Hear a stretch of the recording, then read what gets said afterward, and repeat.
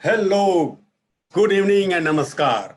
I'm Prabhu Chawla, editorial director of the New Indian Express. I'm hosting a show today, which is Express Expressions. It's a new platform, new initiative by our group to involve various personalities to discuss important issues which are plaguing the country. It can be anything from potato to politics, but today we are going to discuss pandemic to politics. And we have got a distinguished panel of people. Manish Tiwari, of course, is an old friend of mine, but he's also one of the youngest person whom I have known for many years. He wears many hats. At the moment, he's a Lok Sabha member for Punjab. Earlier, he was a union minister. He's an advocate, very erudite speaker, and a scholar as well. He writes almost every day for one newspaper or another.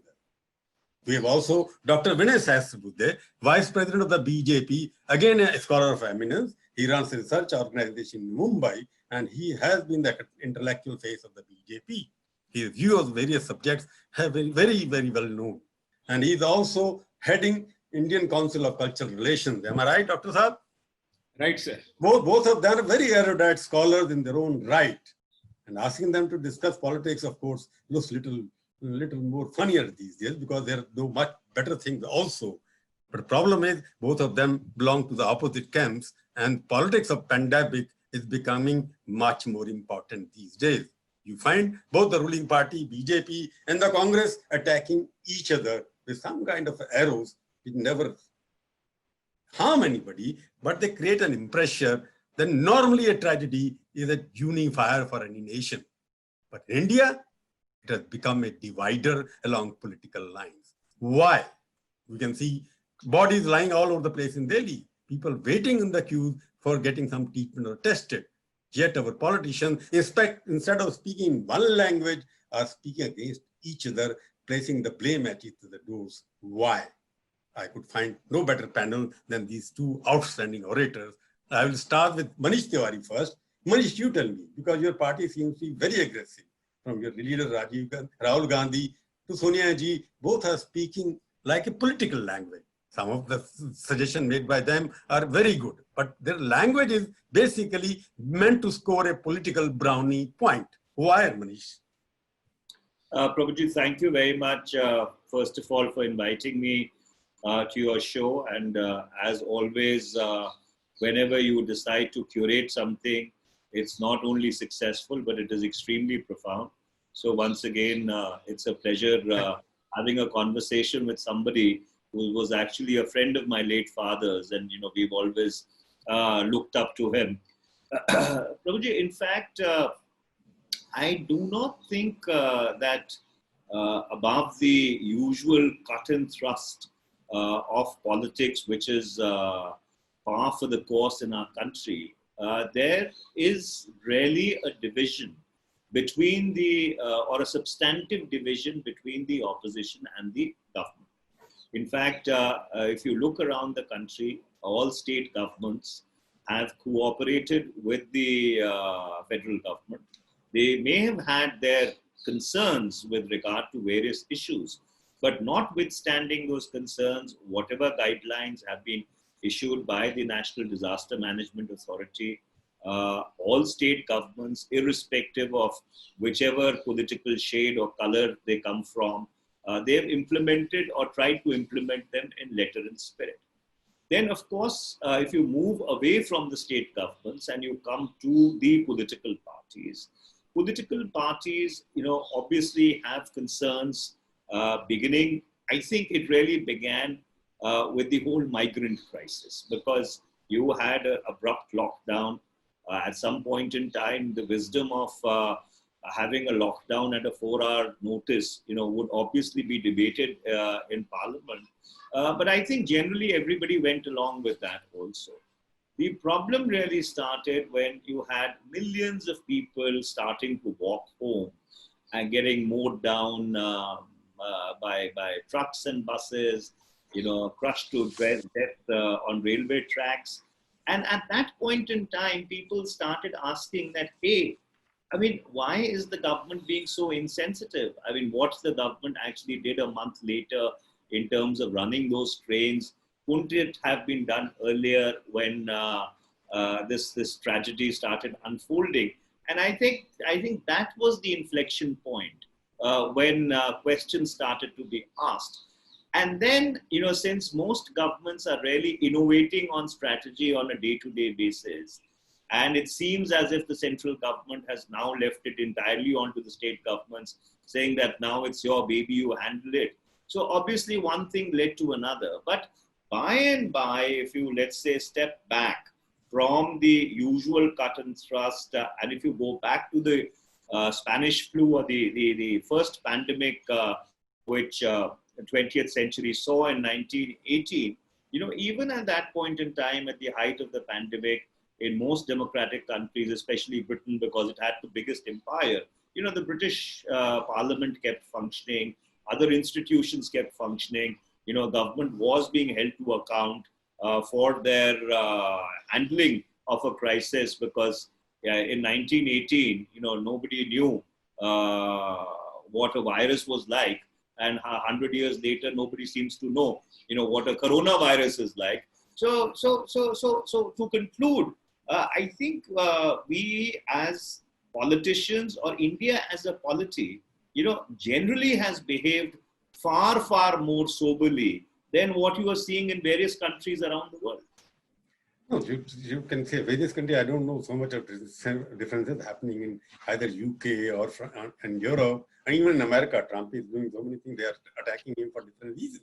But coming back to the basic question, that still there is no united effort on the part of the political parties to get together and find a solution which is acceptable to all. I know you are right when you say 4 hours notice lockdown declared, and you went along with it. That's correct. But later on, I saw the politics got into it when your leader Rajiv Gandhi got into, Rahul Gandhi got into it, and he sat in a dharna with the laborers outside there, because labor problem was known from the day one. I was the first to raise it in one of my videos here, why migrant labor is being treated as a corona villains and not warriors. But 2 weeks later, nobody reacted to that at that time. When they started walking on the road, everybody reacted it. Let me go back to Dr. Sahasrabudhe. Doctor, you have heard Manish Tiwari that they have been cooperating with you. But somehow I find your leadership, your spokesperson, not leadership, the top leadership, the middle level leadership, they're always trying to find fault with the Congress party, questioning why Rahul Gandhi has not done this, what has done this thing, that thing. They have been raising questions about what they have done or not done, rather than what they're suggesting. Why do you take those suggestions seriously and implement them? No, I think that's a very wrong impression being created. If we look at basically the crisis, the nature of the crisis, see, unlike any other natural calamity, may it be a flood or maybe earthquake or a famine, all these natural calamities are of a different category, and pandemic is very, very different because we are fighting with an invisible enemy kind of. We cannot point out, we also cannot figure out as to what would be the spread of it, geographical spread, at the same time, what would be the calendar of it, how long would it be with us, and things like that. At the same time, we have to walk a very tightrope walk kind of, because we have to save lives and also we have to take care of the livelihoods. This is not the dilemma when we face with several other calamities, and therefore it's a very difficult and extraordinarily difficult situation, I would say. And therefore, what one would expect, whosoever might be in the opposition, I'm not targeting any particular party, but I believe while on the one hand, the entire country was unitedly standing behind the Prime Minister and the national leadership, unfortunately, some of the political parties, including the Congress party, tried to play kind of a petty politics, petty partisan politics, I would say. There are examples. I'm not saying it without any evidence as such. For example, some irresponsible statements coming from their leaders voicing artificial concerns, I would say. Because, for example, let us take the example of the migrant laborers. Now, it was very essential. I'll give you an example. In Madhya Pradesh, which is under BJP's control, our chief minister decided that we will ensure that nobody walks on the streets.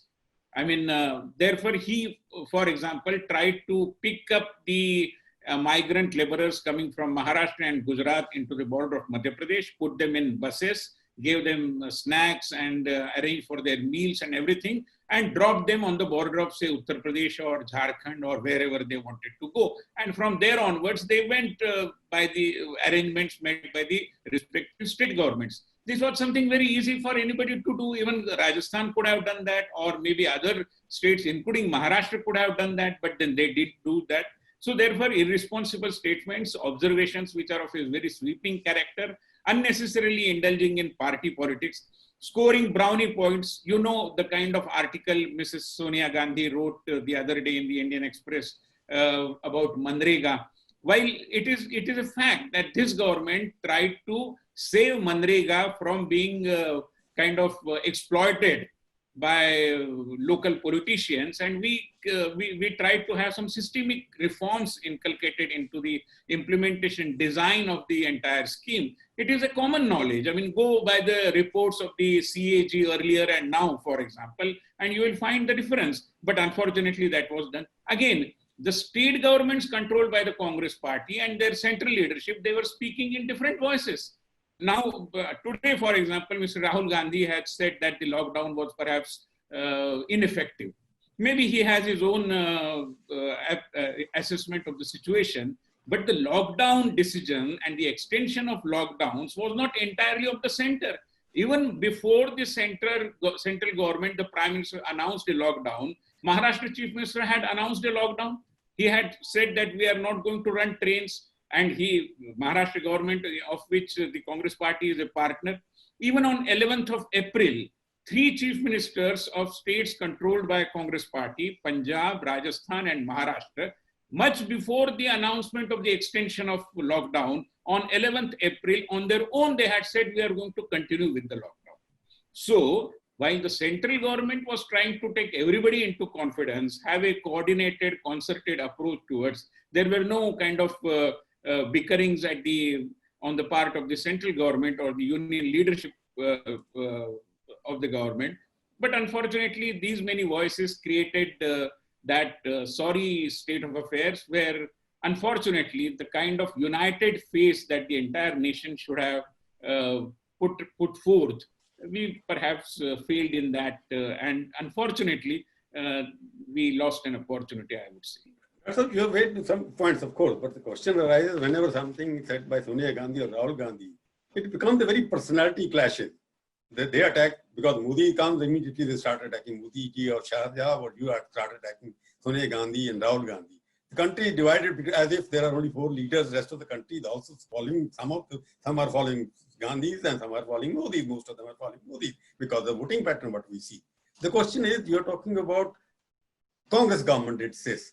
4 hours lockdown, the question which has arisen when it was announced 4 hours before the lockdown, it should have occurred to the leadership at the top that within 4 hours, people who are migrating from one place to another, what would they do? It was not a thoughtful process. That what are the implication of implementing it, not a demonetization where you can withdraw the currency, it can function. But you lock down people, प्रधानमंत्री का वो भाषण की जहां जो है वहीं बैठ जाएगा.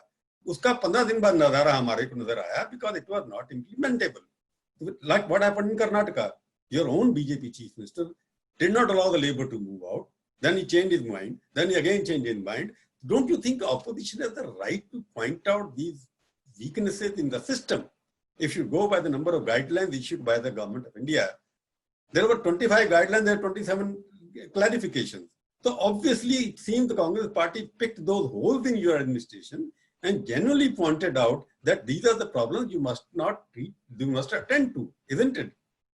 No. See, basically, as I have even initially stated, that the entire nature of this crisis is very, very extraordinary, and therefore extraordinary situation demands extraordinary responses. And the way the situation unfolded, the government tried to respond. And at every point of time, the opposition leaders and the other chief ministers were taken into confidence. Now, on 16th and 17th, it will be the 6th round of the dialogue between the prime minister and the chief ministers. So while we are taking everybody on board, we are trying to consult everybody, we are trying to seek opinions and assessment from all the chief ministers. Unfortunately, these kinds of different voices are being brought to the fore, which is not a good thing. I mean, the nation should be united. putting up a united show kind of, but unfortunately that is not happening. Even say for the example, aside of this COVID thing about China, where was the need for I'll come to China later, Dr. Saab. I'll come to China later because that's no, the point I'm trying to make is that while the approach of the Prime Minister was very thoughtful in the sense that he wanted three things. Basically, the reason behind the lockdown, as I understand, was to give a sense and ensure that people take this crisis very seriously. It is not like any other crisis, and therefore the seriousness needs to be going down in the minds of the people. That was one thing. Ensuring their participation. Now take the example of the campaign of coming out of your houses and clapping, and then also expressing your gratitude towards the warriors, including the doctors, the policemen, the Safai Karmacharis. Now, several leaders of different political parties participated who are averse to the idea of BJP. I can give the example of Mr. Sharad Pawar for this. But I didn't see any participation from the Congress party. Is it not mean-mindedness, sir? I mean, where was politics in it? Dr. Saab, I've heard you. Pure symbolic kind of... I get your point, Dr. Saab. Let me, Manish, you have heard various things what Dr. Saab is talking about. Don't you think that you are also overreacting some point? Sometimes you have the genuine complaints. Yes, they should have been heard. But you're, as he asking you first question, you also tweeted somewhere I read, Thali or something you said about it. Can you tell me why Congress party, as they are saying, was not rising to the occasion, involving in sitting on dharna, meeting labor, making it a TV show or photo op? That's the charges that the BJP team makes on the various Twitter social platform. And I think, Prabhuji, the one thing which the past 75 days has unfortunately exposed is the complete and absolute governance deficit of the NDA-BJP government. And I'll give you substantive examples. China reported to the World Health Organization on the 1st of January 2020, after a pandemic had swept through the Hubei province. Wuhan is one of the cities in the Hubei province. Yeah. And there is pneumonia which is not treatable. Dr. Harshvardhan, in reply to a parliament question or a clarification that I asked, stated that we have been in contact with the World Health Organization since the 7th or the 8th of January with regard to this particular disease, which was later on qualified as a pandemic by the WHO on the 11th of March. India reported its first case on the 30th of January. During the whole month of February, you had the entire Europe, country after country, which was getting very badly impacted by COVID-19 or the Wuhan virus or whatever you would like to call it. Unfortunately, the government did not pay any attention to the enormity and the magnitude of the crisis between the 30th of January and the 23rd of March when the lockdown was announced. At that point in time, the government was very busy in rolling out the red carpet for President Donald Trump, toppling the Congress government in Madhya Pradesh.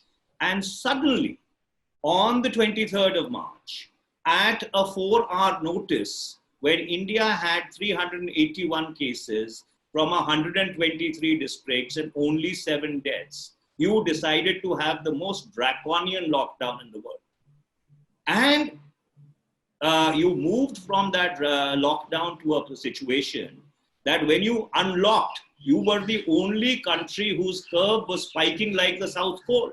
There is no country in the world which has unlocked when the COVID-19 curve has been spiking.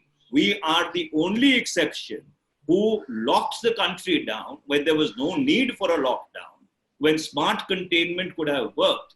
And when you actually required a lockdown, when your health system is getting overwhelmed, you decided to open up the country. Manish, I'll come. I'll ask you why.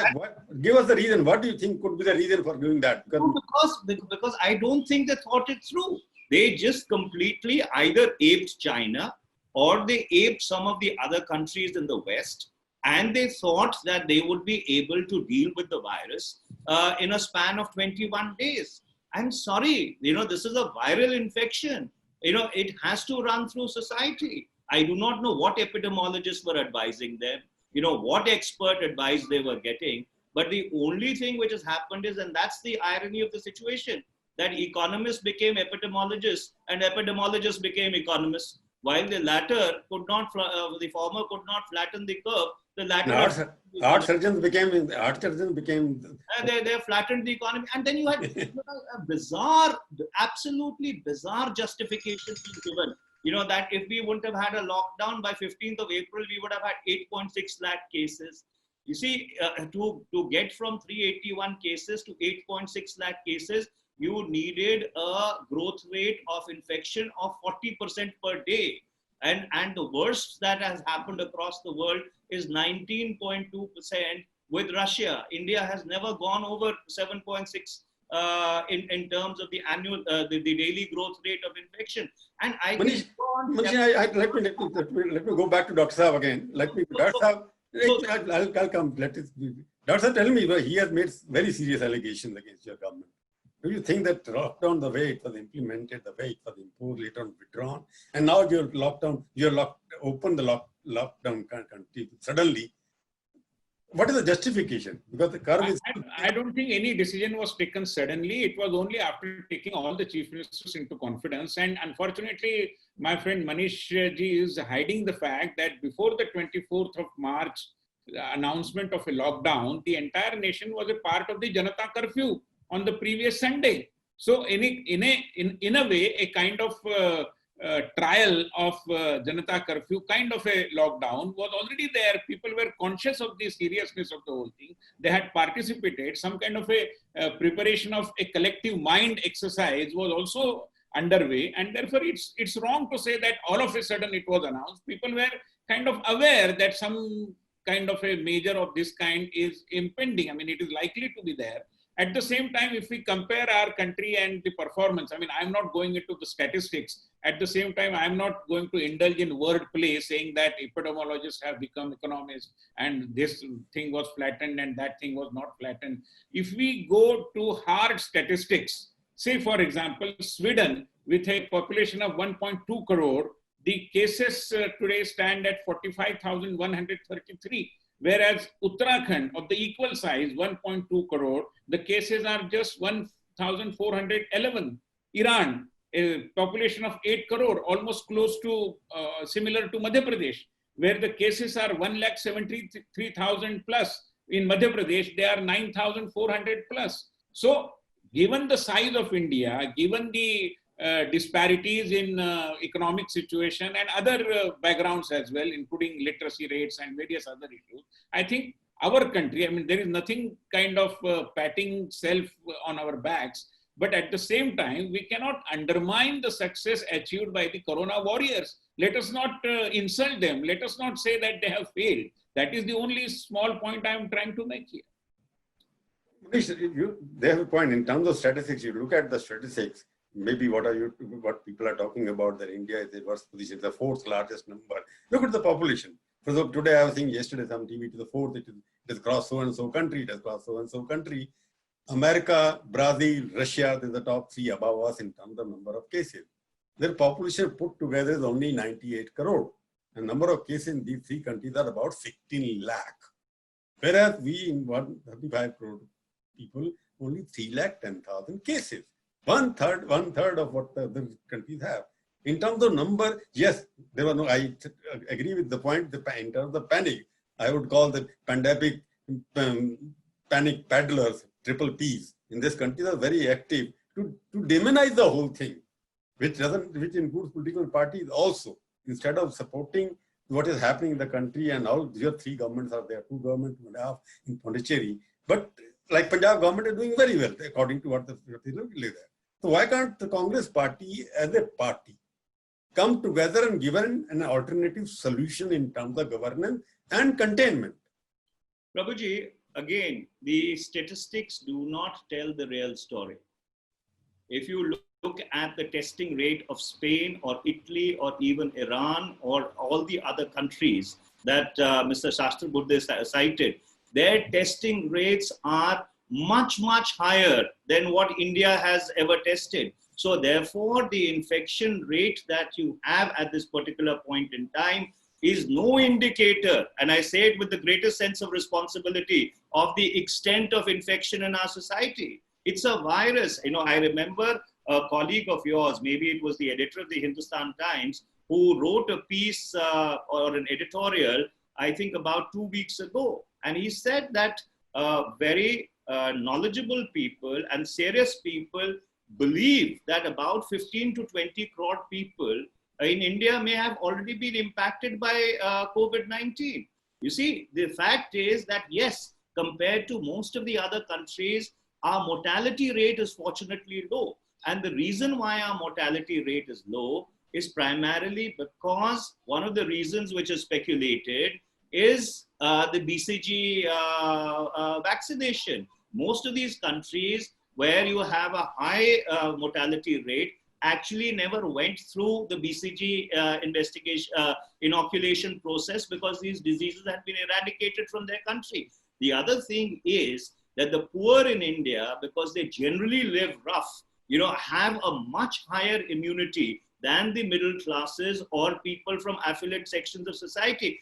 For the life of me, I cannot understand if, let us suppose, 5 to 6 crore people have walked home, even if, let's suppose, they were not tested, if you were running high fever or if you had breathlessness, obviously you would have landed up in the nearest medical facility. But that does not happen because, fortunately, for reasons which have yet not been scientifically established, our immunity seems to be much better than the immunity of some of the Western societies. So therefore, these numbers, of 3 lakh infections, etc., which are, well, let's say high when you compare them with other countries, actually do not tell the story at all, because these numbers are at an abysmal testing rate. Number 2, United States of America never closed down its economy even for a single day. I mean, if you were to, at the height of the lockdown, look at the flight tracker, while flights all over the world were absolutely non-existent, the US skies were buzzing with aircraft. So the United States took a conscious decision, right or wrong, that we will take the hit. They have 100,000 dead, more than the Vietnam War, but they said that we will not take the economic hit. Now, so that's a decision which they took. And compared to the United States of America, where the political fight over COVID-19 between the governors and the president has been extremely acerbic, I think the opposition has been extremely respectful and deferential to the government, notwithstanding monumental governance failures insofar as combating COVID-19 is concerned. Manish, you have made very serious challenges, allegations also, and made it very, what I call, some kind of a statement which creates panic also. You are saying the number which can be 15 crore, 20 crore and whatnot. I'm only quoting. No, yeah. Because there are, as you rightly pointed out, there are so many virologists in the country, and you can also people who are predicting various things. All the journalists are doing it, everybody is doing. Nobody has got a scientific formula to tell us. The question 15, 20 crore, are you saying, I will also come back to your own state? It means Punjab will be the same situation. You are testing less, you will be same position in other states where you are ruling. It's unfortunately, Prabhuji, a national phenomena. The fact is, if you on an average look at the number. But what prevents you from testing more? No, you see, because of the and tell the BJP, we have done it, you have not done it. Capacity, Prabhuji. Ultimately, the reason why we are also testing less is because we do not have that kind of capacity. We do not have that kind of scale. You see, most of these other countries that you talked about have much better public health systems than we do. In fact, our public health system has been a casualty because of neglect by governments over the years. And health is a state subject. I'm not blaming the NDA BJP out here. So therefore, in fact, we are lucky that the virus is not airborne. It is, because of human to human transmission. So if you really want to take away something from this pandemic, the one takeaway is that you need to find that 6 lakh crores in order to completely and absolutely rebuild India's primary health infrastructure across the country, so that next time if we have a situation like this, we do not have a situation whereby people are not able to find beds in hospitals, or you have 3 or 4 people lying on one bed in a hospital. You have people lying next to dead bodies. The fact is that the true tragedy of this pandemic has not even come out as yet. I mean, the media has been, and for right reasons, extremely restrained in their reporting. But if you go by the anecdotal evidence which is available on social media, which people have put out, that even when they got to the hospital, they were not attended to and unfortunately succumbed. Shahid Siddiqui, talked about his niece. All of us are aware of that. That these are hard realities, and I think if the government wants the opposition to cooperate, like you're talking to the chief ministers, what stopped the Prime Minister from calling an all-party meeting? What stopped the Prime Minister from calling the leaders of the opposition in both houses for a meeting? He had called it, Mr. Tiwari. Dr. Saab, I'm getting questions also on my phone. Very interesting. After listening to both of you, one Mr. Farooq has sent a question. If a pandemic cannot bring opposition and ruling party on the same side, is India doomed forever? That's an absolutely puerile question, Prabhuji, with great respect, for the simple reason, let's rewind back, to in time, the British Parliament was regularly functioning and opposition was holding the government to account, for its failures. In fact, the biggest criticism today against the Australian government is that they have postponed a session of Parliament. And they said that the Australian Parliament, even during the First World War, the Second World War, and the Spanish flu, kept meeting uninterruptedly. So therefore, I do not think questioning the government. In fact, it is the responsibility of the opposition to question the government, to hold the government to account, and the government should take this criticism or this questioning in a constructive spirit and not as if we are nitpicking on them. Dr. Saab, your response to question. I tell you, see, we are all here to take all the constructive suggestions and even the criticism also in a very positive spirit. No doubt about it. Point is, the Congress party and the opposition parties together will have to kind of fine-tune their strategy and tell us what exactly are we supposed to do.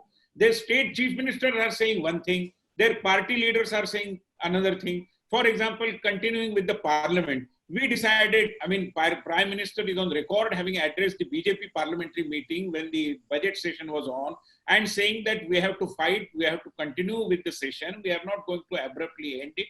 But then all the opposition parties wanted it to be ended, wanted it to be halted, and therefore finally it was done like that.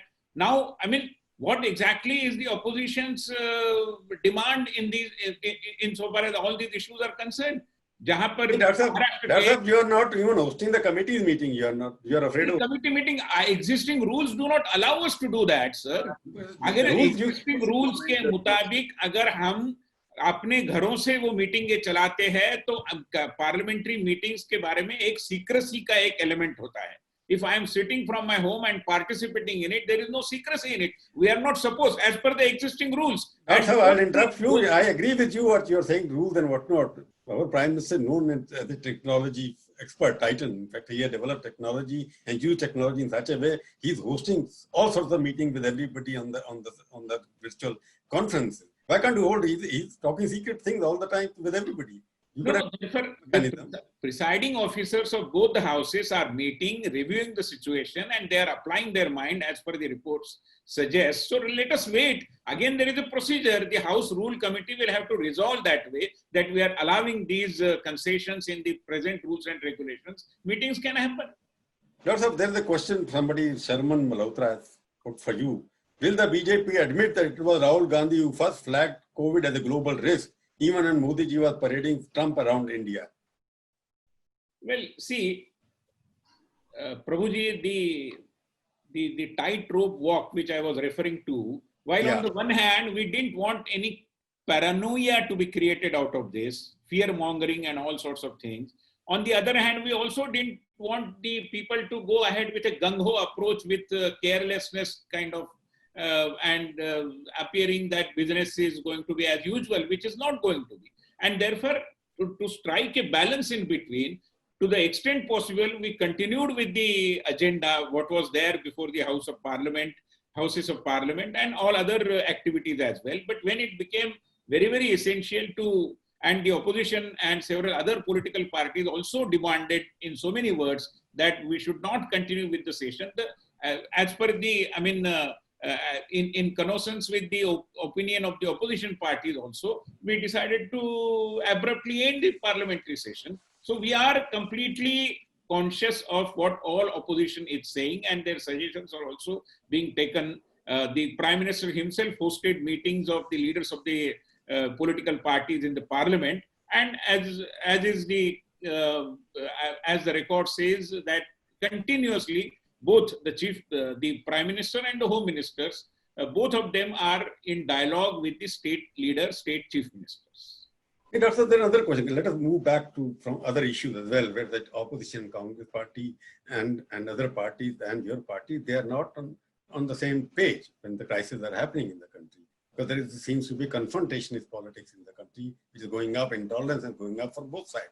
For example, on China, both are speaking in different languages. Opposition says you are hiding facts from the opposition. It's a national prestige involved. Your neighbor Nepal is really now talking in terms of guns and battles, and you have problem with every neighboring country, and the opposition party, Manish has written so many articles on this. So I would like to ask you, Dr. Sir, why opposition not being taken into confidence on national issues? Like China, what is happening? Nobody knows whether they are sitting in our territory or not sitting in our territory. Take into confidence, they will support you with things that shared with them. Well, if some of the opposition leaders are more interested in talking to the Chinese ambassador, what can we do?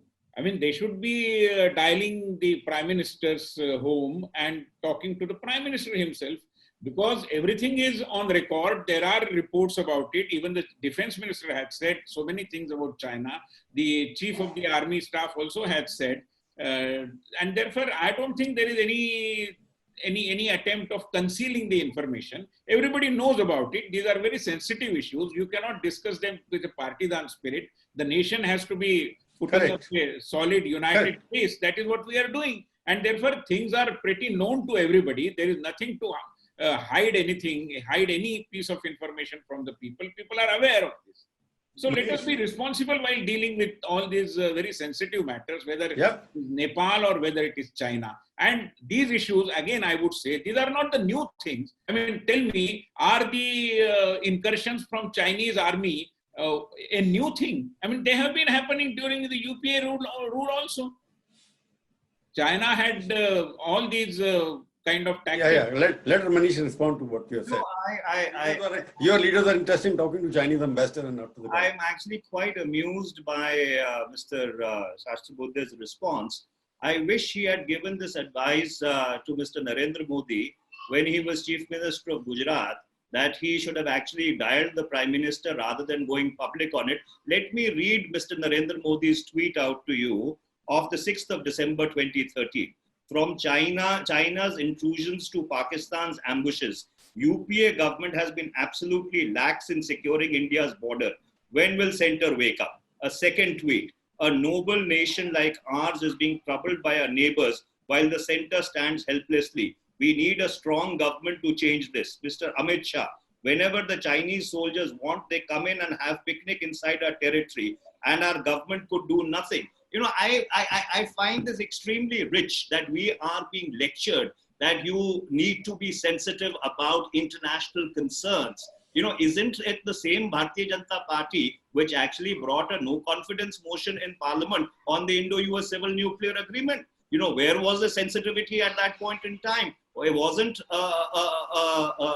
an agreement on something as sensitive as breaking the nuclear apartheid, getting access to the nuclear suppliers group in India's larger national interest. What were they doing at that point in time? They're accusing us of playing petty politics, but what exactly were they doing? And I can go on chapter and verse exactly what their leaders said when unfortunately Depsang happened, or when the other incident which took place in 2013. The point I'm trying to make, Prabhuji, is what is happening on India's borders is something which is extremely serious. It is not something which has happened after 1987 when we gave them a bloody nose in Samundrak Chew, or in 1967 when we gave them a bloody nose in Nathula. There is a serious situation on the borders, and if I was to widen the canvas slightly, we are looking at our worst strategic nightmare. You are actually looking at a three-front situation. You have the Chinese who have possibly come in 40 to 60 square kilometers into your territory, and let's not try and brush it under the carpet by calling it a perception line issue.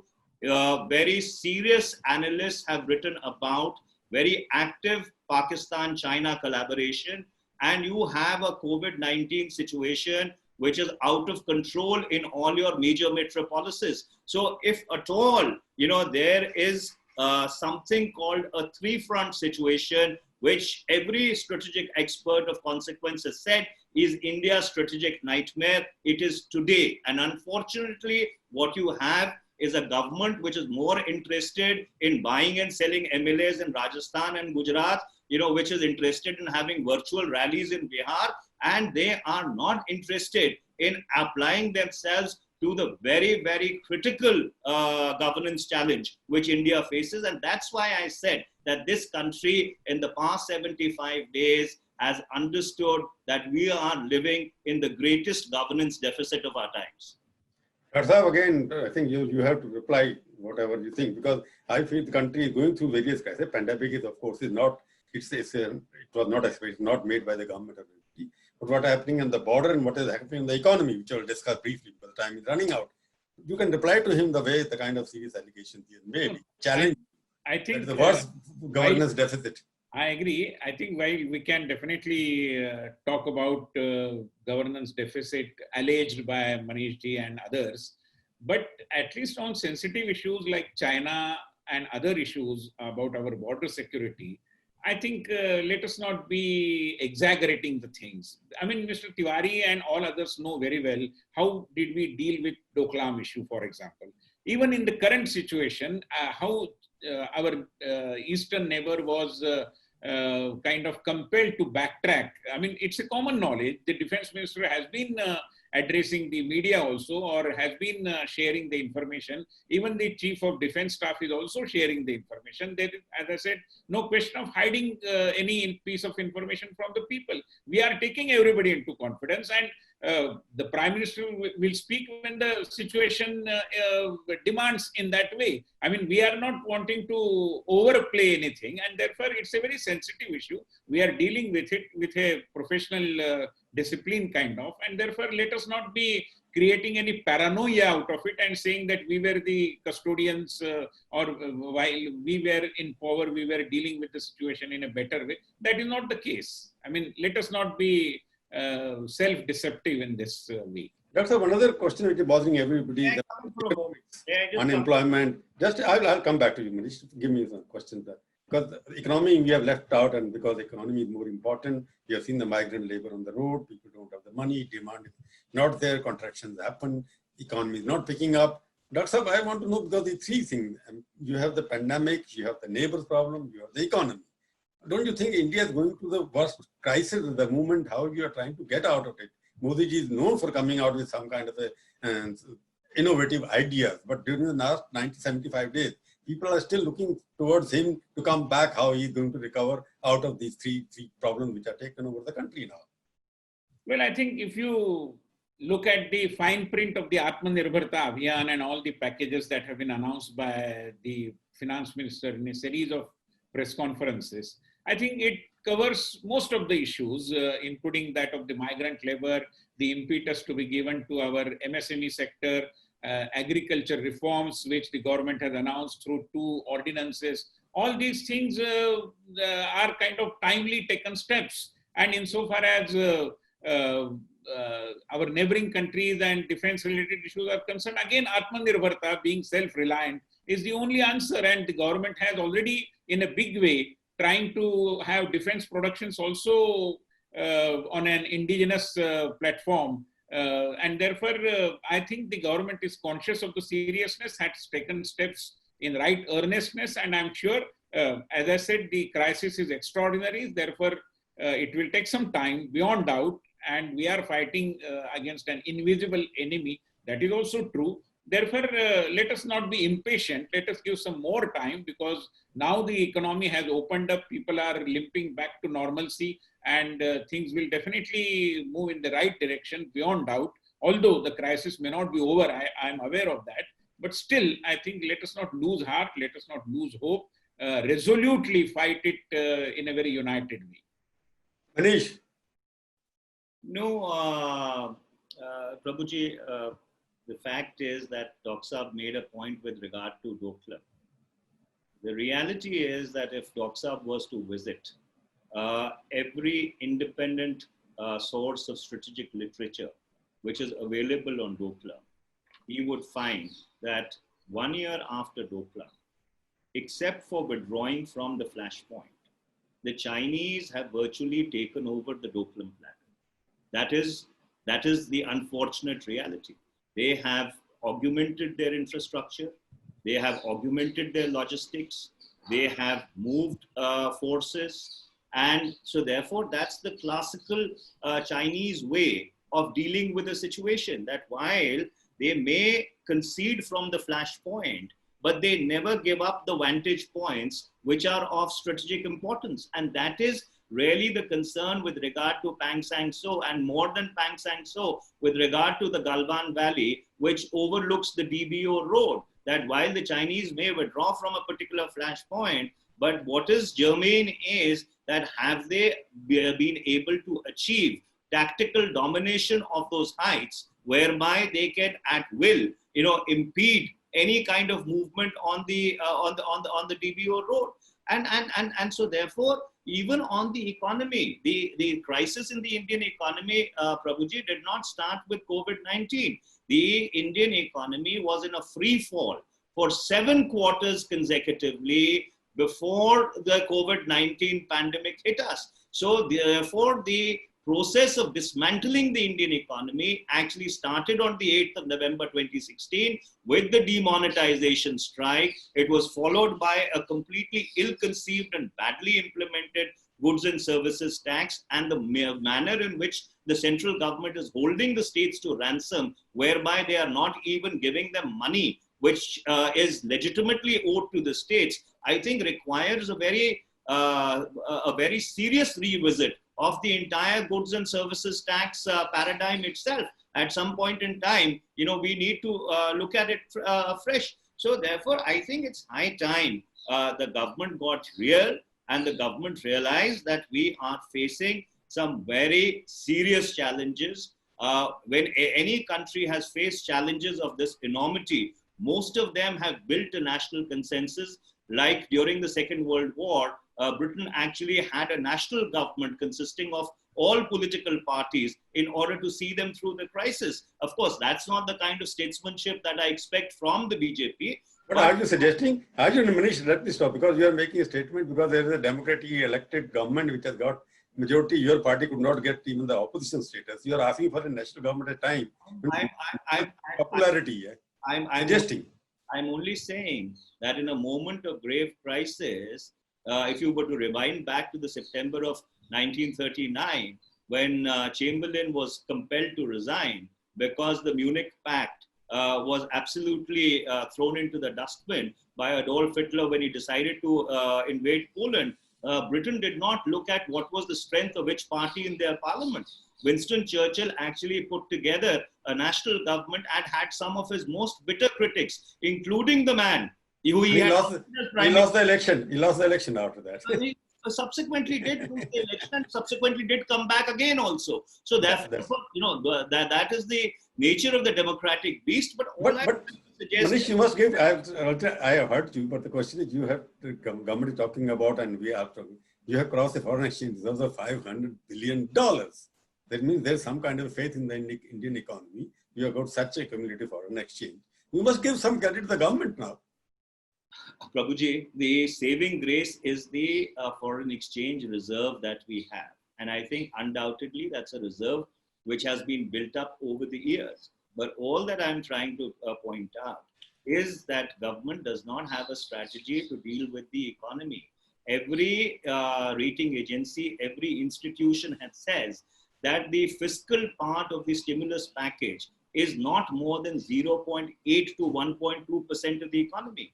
What you have is a demand collapse. Till the time you do not put money directly into the hands of the people, even if you were able to solve the supply side problem, the wheels of the economy will not start turning. Just day before yesterday, somebody was telling me one of the biggest shirt makers in this country, a gentleman in Karnataka, who makes shirts for Zodiac and all these people, he just shut shop.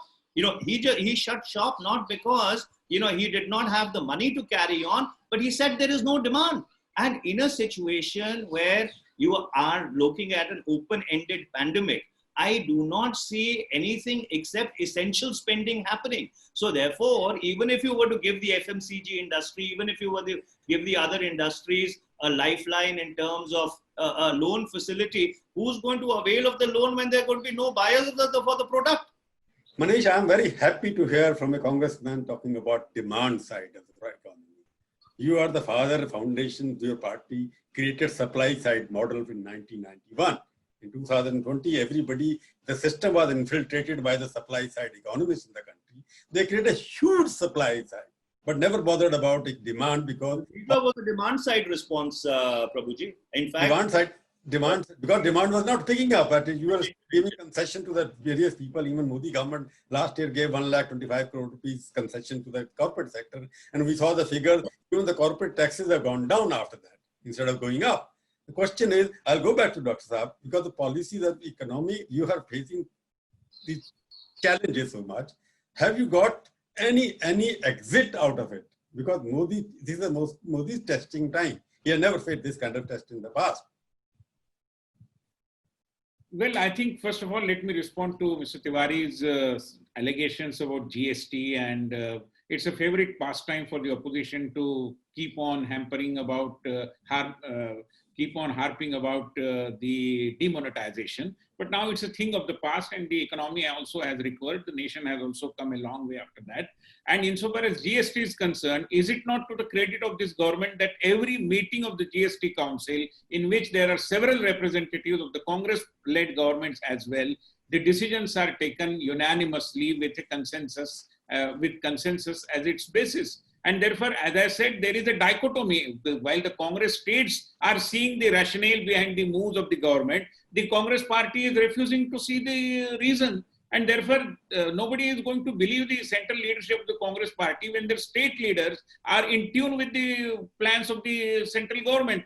Now, let me also give you the example of how the government is conscious of its responsibility. 15 Finance Commission recommended 41% of central tax devolution for all 28 states during the year 2021. Normally, the center releases devolution to all states in 14 installments. There is a record to that effect in a financial year. Whereas in the current financial year, so far, the central government has released, let me underscore, 2 installments in April and May as interstate share of the states as recommended by the 15th Finance Commission. So we are already conscious of the responsibility. We are already sharing the resources with the state governments as mandated by the GST Act.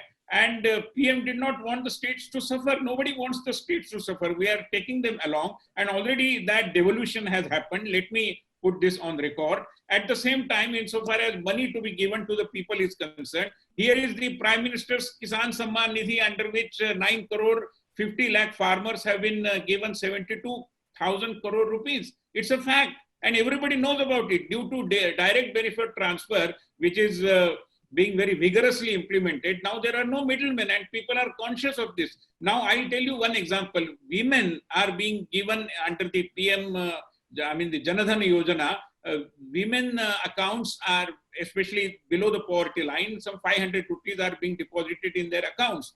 But I'll tell you, the banking sector people will also share this information that people are not ready to withdraw the money because as we know, there is some kind of a social psychological approach as well. People are a little scared. Doctor, I'll interrupt Very you because natural. time is. I'll interrupt, doctor. Just a minute. Compel people That's to just a spend. minute.